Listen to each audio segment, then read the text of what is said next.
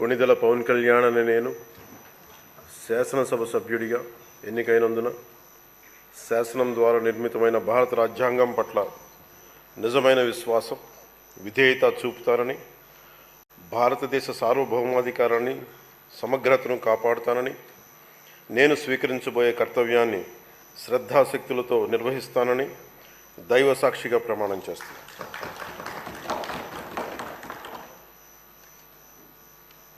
కొణిదెల పవన్ కళ్యాణ్ అని నేను ఆంధ్రప్రదేశ్ శాసనసభ సభ్యుడైన కొణిదెల పవన్ కళ్యాణ్ అని నేను సభా నియమాలకు కట్టుబడి ఉంటానని, వాటిని అనుసరిస్తానని, సభా మర్యాదలను పాటిస్తానని, సాంప్రదాయాలను గౌరవిస్తానని దైవ సాక్షిగా ప్రమాణం చేస్తున్నాను.